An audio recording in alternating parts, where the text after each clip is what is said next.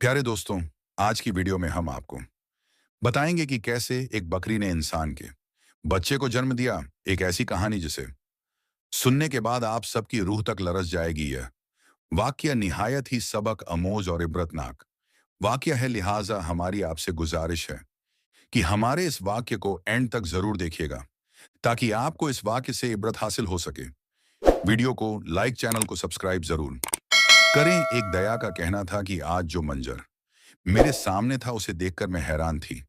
शख्स उस बकरी को अपने गले से लगाए बैठा था और बकरी के आसपास लोगों का हुजूम था। मैं इस गांव की दाई थी और मैंने इस गांव की आधी से ज्यादा औरतों के यहाँ विलादत करवाई थी। सब लोगों का मुझ पर बहुत भरोसा था। लेकिन जब मौलवी हैरानी से मेरे पास आया तो मैं हैरान रह गई। कहने लगा, अम्मा आज आपकी जरूरत पड़ गई है। मैंने कहा कि तुम्हें मेरी जरूरत कैसे पड़ गई तुम्हारे घर में? तो ऐसा मामला हो ही नहीं सकता क्योंकि तुम्हारी बीवी तो बांझ है। उसने कहा, नहीं नहीं, मुझे आपकी जरूरत तो है लेकिन अपनी बीवी के लिए नहीं। मुझे आपकी जरूरत बानो के लिए है। मैंने कहा, बानो उसके यहाँ विलादत होने वाली है, आप जल्दी से आ जाएं। मैं चली गई क्योंकि यह काम इतना मुश्किल तो है नहीं था। एक बकरी के यहाँ विलादत होने वाली थी। मौलवी उस्मान को अपनी बकरी से बहुत ज्यादा मोहब्बत थी। उसने उसका नाम बानो रखा था। वह उस बकरी के पीछे पीछे पागल था। उसका बहुत ज्यादा ख्याल रखता था, उस पर जान देता था। सर्दियों में उसके कपड़े भी बनाया करता। उसके लिए अलग से कमरा बना रखा था। सारे गांव को पता था मौलवी उस्मान की जान उस बकरी में बसती है।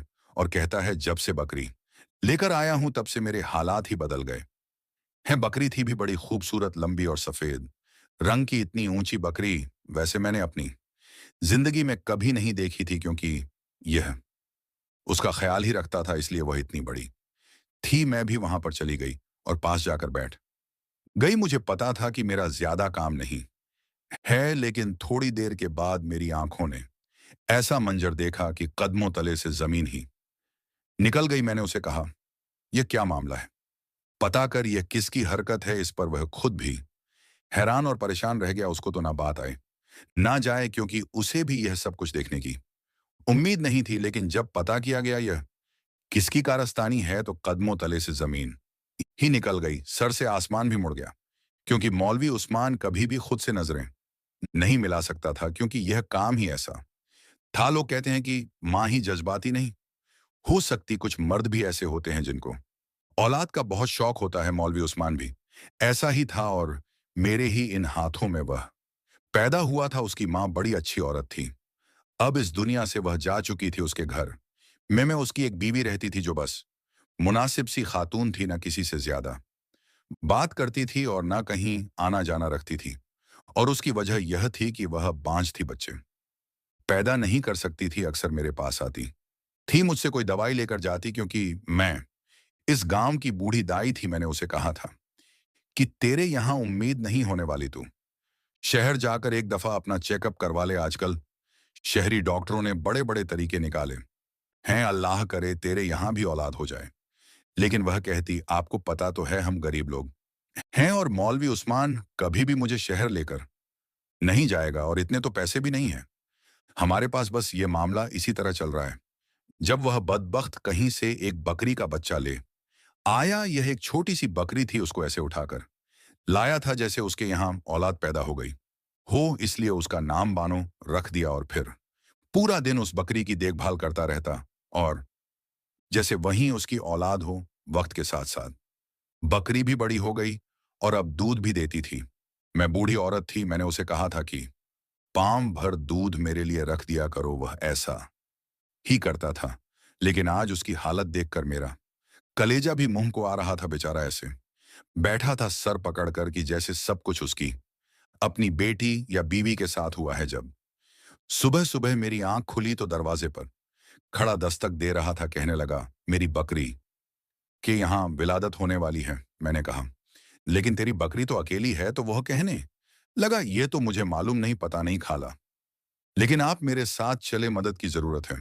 पहले जब उसने दरवाजा खटखटाया तो मुझे लगा कि कोई और मामला है, लेकिन फिर मैं जानती थी कि उसकी बीवी के यहाँ तो औलाद हो नहीं सकती। वह अपने शौहर को इतना पसंद भी नहीं करती थी। कहती थी, माँ बाप ने जबरदस्ती शादी करवाई है वह लड़की अच्छा थी, लेकिन आहिस्ता आहिस्ता उसने आना जाना कम कर दिया, क्योंकि यह गांव था, यहां पर किसी औरत का बांझ होना बहुत बड़ा गुनाह समझा जाता था। मुझे अपने साथ लिए कमरे में दाखिल हुआ। यह कमरा उसने बानों के लिए ही बना रखा था। वह वहां पर बैठी कुछ बीमार सी लग रही थी। मैंने कहा, देखो यह मेरा काम नहीं, लेकिन वह जो जानवर का डॉक्टर है ना, यह गांव छोड़कर चला गया है, इसीलिए चल, मैं तेरी थोड़ी बहुत मदद कर देती हूं। मैं वहां जाकर बैठ गई और मैंने अपना हुक्का भी अपने पास रख लिया। मुझे क्या पता था कि आज मेरी जिंदगी का अजीबोगरीब दिन है और मुझे कुछ ऐसा दिखने को मिलेगा कि मैं हैरान रह जाऊंगी। मैंने उसे कहा, तू बाहर चला जा। मैंने हुक्का पीना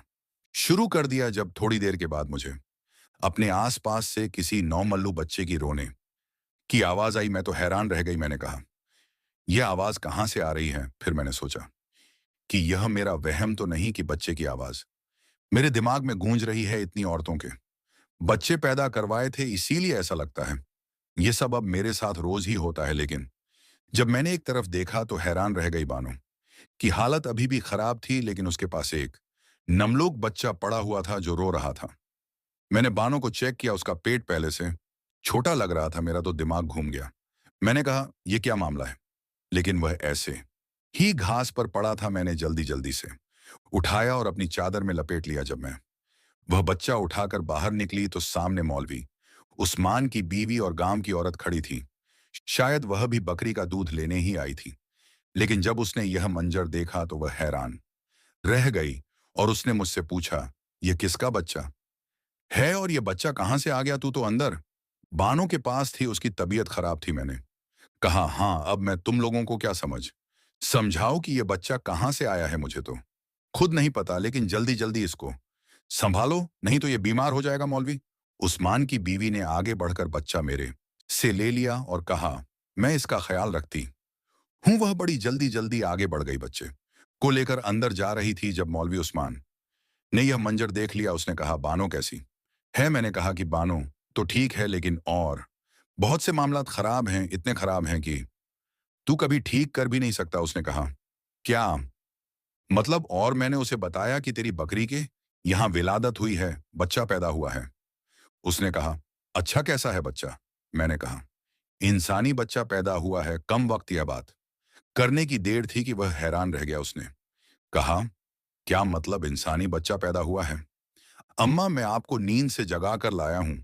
इसका मतलब यह नहीं कि आपके मुंह में जो बात आए वह करो। अगर आपको नींद रही है तो आप दोबारा जाकर सो जाओ, लेकिन यह कैसा मजाक कर रही हो? उसने कहा, मजाक? जाकर देख, तेरी बीवी अंदर क्या लेकर गई है। वह फौरन अंदर भागा। मैं भी उसके पीछे गई। उसकी बीवी ने उस बच्चे को कपड़े में लपेटकर अपने पास लिटा दिया था और दूसरी औरत को कहा कि जाकर अपने घर से बच्चे का फीडर और दूध ले आए, क्योंकि उस औरत के यहां भी अभी अभी बच्चा पैदा हुआ था। वह दूध लेने आई थी और अब उस बच्चे को दूध पिलाया जा रहा था। बच्चा बिल्कुल ठीक ठाक था। मेरी नजर बड़ी तेज थी। मैं उनकी नजर में देखकर यह बता देती थी कि बच्चे को कोई मसला है या नहीं। वह तो दूध पीकर सुकून से सो गया, लेकिन अब उस घर के लोगों का सुकून बर्बाद होने वाला था। मौलवी साहब तो जमीन पर बैठ गया, अपना सर पीटने लगा। उसने कहा, यह कौन सा जमाना आ गया है? यह क्या हो गया? मुझे तो कुछ समझ नहीं आ रहा। आप लोगों ने मेरे साथ कोई खेल तो नहीं खेला? हमने कहा, हमने तेरे साथ क्या खेल खेलना था? तू बता, ये सब क्या है? तेरी बकरी थी, तेरे आस पास रहती थी और तू इसका ख्याल रखता था। उसने कहा, मैंने तो कभी सोचा भी नहीं था मेरी बकरी के यहाँ विलादत होगी, और जब विलादत होने वाली थी तो मुझे लगा कि कोई छोटा सा मेमना ही इस दुनिया में आएगा। लेकिन यह बच्चा कहाँ से आ गया? उसकी बीवी कुछ अजीब सी हरकतें कर रही थी, बच्चे को बड़े प्यार से संभाल रही थी, ना कुछ बोल रही थी और ना कुछ कह रही थी। हम सब हैरान थे, तो उसको भी हैरान होना चाहिए था ना, लेकिन वह हैरान नहीं थी। हम ये सोच रहे थे कि यह सब कैसे हो गया। वह कुछ भी नहीं बोल रही थी कि जिन औरतों के बच्चे नहीं होते, अमूमन उन्हें अपने बच्चे का बहुत शौक होता है, लेकिन इस औरत से मैं जब भी पूछती थी, वह यही कहती थी, मुझे बच्चों का कोई शौक नहीं है। अगर बच्चे नहीं हैं तो मुझे कोई मसला नहीं। लेकिन अब इस बच्चे को ऐसे पकड़कर बैठी थी कि जैसे खुद से दूर करेगी तो उसे सांस ही नहीं आएगी। मैंने कहा कि शम्मा, तू भी कुछ बोल ले। खामोश क्यों बैठी है? उसने कहा, मैं क्या बोलूं मेरे बोलने ना बोलने से क्या हो जाएगा, यही इस बकरी को उठा के लाए थे और पूरा दिन इसके आसपास रहते थे। मुझे नहीं पता कि मैं किस पर शक करूं। मौलवी उस्मान ने पास पड़ा गिलास उठाकर जमीन पर दे मारा। उसने कहा, क्या तो तुम मुझ पर शक कर रही हो? उसने कहा, नहीं, मैं आप पर शक नहीं कर रही, लेकिन आप ही बता दें कि यह सब कैसे हो गया। ये सब कुदरत के खिलाफ है। अगर ऐसा हुआ है तो ये किसी की बहुत बड़ी सजा है। मौलवी ने कहा, इस बच्चे का क्या करें? उससे पहले कि मैं कुछ बोलती, शम्मा कहने लगी कि बच्चे को मेरे पास रहने दें। अल्लाह ने हमें औलाद नहीं दी, बस यूं समझे कि हमारी औलाद मिल गई। आपको कितनी दफा समझाया है और कितने झगड़े किए हैं आपसे, लेकिन आपने कभी मेरी बात नहीं मानी। अब ये औलाद हमारे दरवाजे पर आ गई है, हम इसको पालेंगे। मर्द के अंदर बहुत सब्र होता है, लेकिन जब उसका सब्र जवाब दे जाता है ना, तो वह खामोश ही हो जाता है। मौलवी उस्मान के साथ भी यही सब हो रहा था। वह खामोश हो गया और थक वहां से चला गया। अब शम्मा रोने लगी। उसने कहा, देखे ना अम्मा, मैंने इससे कितनी दफा कहा हम किसी का बच्चा लेकर पा लेती हैं।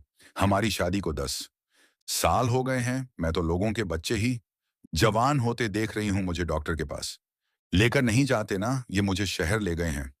उन्होंने कभी मुझ पर ध्यान ही नहीं दिया।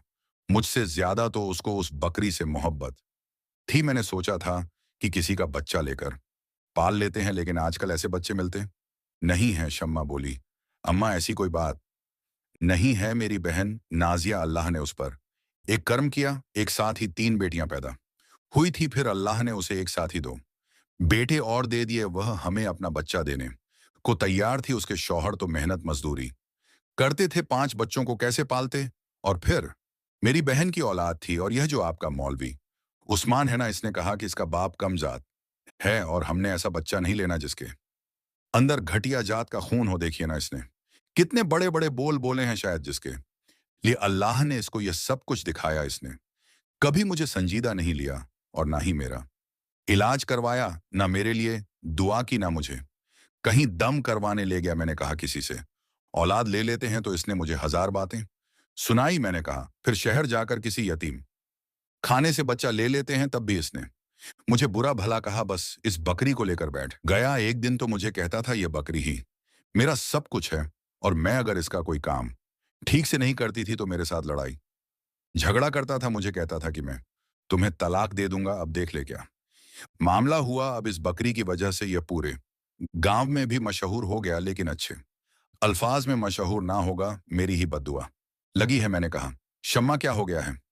तेरी बद्दुआ ऐसी थी? तो शम्मा जेरे लब कहने लगी, मैंने जो मांगा था वह मुझे मिल गया। मैंने कहा, ये तू क्या बोल रही है? उसने कहा, मैं कह रही हूं कि मुझे यह बच्चा मिल गया, बस काफी है। मैं जानना नहीं चाहती यह बच्चा कैसे इस दुनिया में आया और इसका बाप कौन है। बस मैं इसको पालूंगी और अपने पास रखूंगी। मैं अपने घर चली गई। मौलवी उस्मान की माँ मेरी बहुत अच्छी सहेली थी, इसलिए वह मुझे खाला कहता था, कभी अम्मा कहता था। जब शाम हुई तो वह मेरे घर आ गया, बड़ा परेशान था। उसने कहा कि एक बुरी खबर है। मैंने कहा, क्या बुरी खबर है?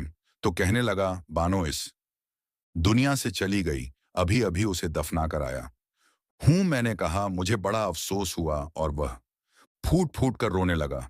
उसने कहा, मेरी बकरी भी इस दुनिया से चली गई और मेरे साथ यह अजीब मामला हो गया। पूरे गांव में यह बात फैल जाएगी। क्या बनेगा समझ नहीं आ रहा। क्या करूं? यहां से भाग जाऊं? लेकिन अगर भागूं तो क्या इस बच्चे को लेकर भागूं?